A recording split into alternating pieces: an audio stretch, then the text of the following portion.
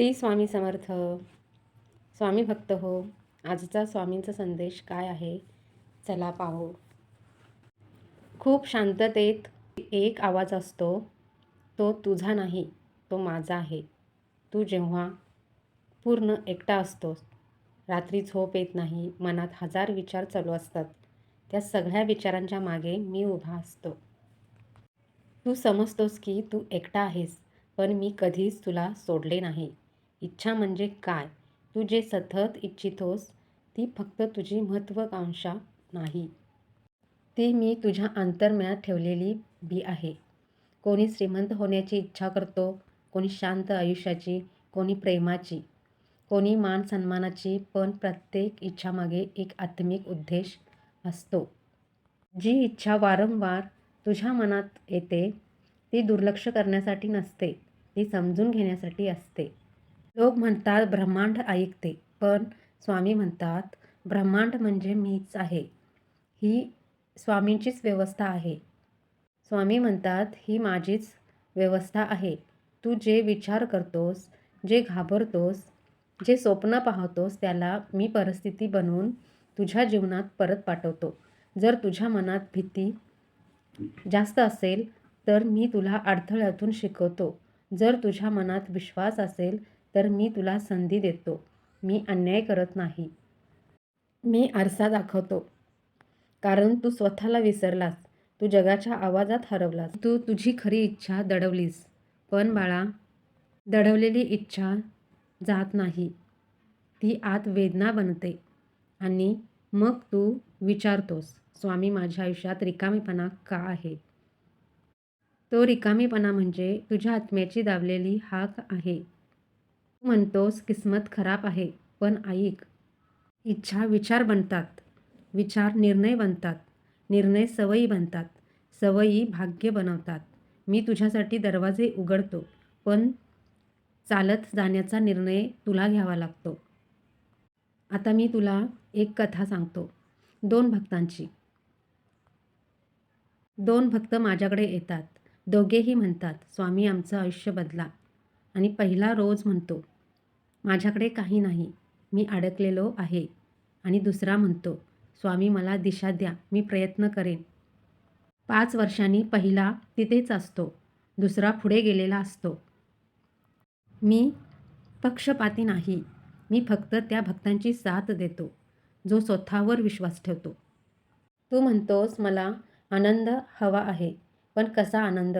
पैशातून, सेवेतील समाधानातून, नात्यातील प्रेमातून, आत्मशांतीतून.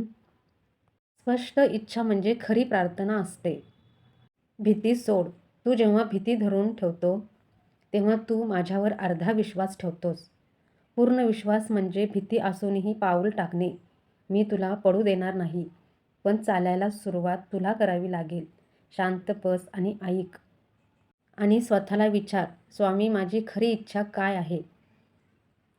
पहिली जी भावना येईल तीच खरी आहे. जीवन एक नियोजनबद्ध प्रवास आहे. तुझ्या प्रत्येक इच्छेत माझी दिशा दडलेली आहे. भीती सोड. स्पष्ट निर्णय घे. कारण तू एक पाऊल टाकशील तर मी माझे 10 पावले तुझ्याकडे येईल. मी तुझ्या सोबत आहे. तू भीतीला शत्रू समजतोस, पण मी तिला दिशा म्हणून पाठवतो. ज्या गोष्टीची तुला भीती वाटते त्याच गोष्टीत तुझी वाढ दडलेली असते. जर तुला अपयशाची भीती वाटते तर त्याच मार्गावर तुझं खरं यश आहे. जर तुला लोक काय म्हणतील याची भीती वाटते तर तुझी खरी ओळख अजून प्रकट व्हायची आहे. भीती म्हणजे थांबायचा इशारा नाही, ती सजग होण्याचा संकेत आहे. तू स्वतःला कमी का समजतोस? तू म्हणतोस मी कोण आहे?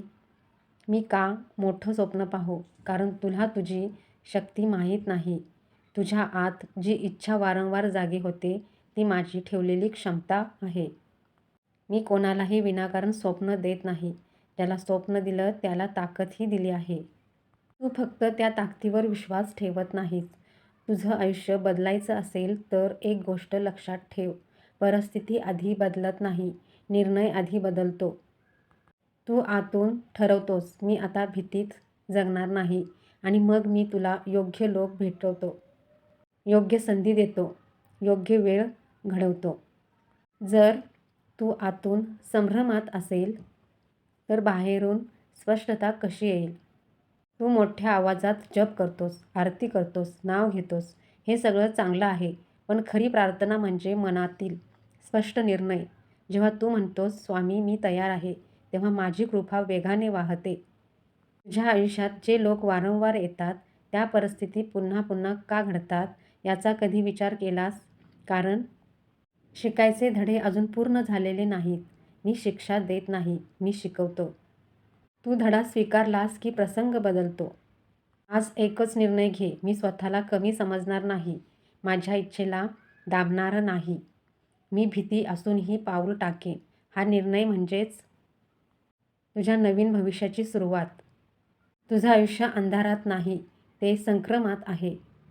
खूप शांतता म्हणजे रिकामेपणा नाही, ती नवीन सृष्टीची तयारी आहे. तू आज स्पष्ट हो, मी तुझ्या पाठीशी उभा आहे. तू एक पाऊल टाक, मी मार्ग दाखवेन. तुला वाटतं, स्वामी मी इतकी प्रार्थना केली तरी उत्तर का नाही? तुला वाटतं, मी इतका प्रयत्न करतोय पण योग्य वेळ का येत नाही? कारण तुला वेळ दिसतो, पण मला संपूर्ण योजना दिसते. तू आजचा दिवस पाहतोस, मी तुझं पूर्ण आयुष्य पाहतो. लक्षात ठेव, उशीर म्हणजे नकार नाही. कधी-कधी मी तुला थांबवतो, कारण तू अजून तयार नसतोस. तुला जे हवं आहे ते मिळालं असतं. पण तुझी मानसिकता अजून सक्षम नव्हती. जर मी लवकर दिलं असतं, तर ते टिकवलं नसतंस. म्हणून मी आधी तुला तयार करतो, मगच देतो. बाळा, शेतकरी बी पेरतो आणि दुसऱ्या दिवशी पीक येत नाही. बीजाला ऋतू लागतो, माती लागते, पाणी लागते, सूर्य लागतो. तसंच तुझ्या स्वप्नालाही योग्य वेळ लागते. मी तुझी इच्छा ऐकतो आणि त्या दिवशी काम सुरू होतं. पण तुला परिणाम दिसायला थोडा काळ लागतो. तू म्हणतोस काहीच होत नाही, पण अदृश्य पातळीवर बदल सुरू असतो. योग्य लोक तुझ्या जीवनाकडे येत असतात. योग्य परिस्थिती आकार घेत असते. योग्य संधी तयार होत असते. तू अधीर होतोस आणि मध्येच हार मानतोस.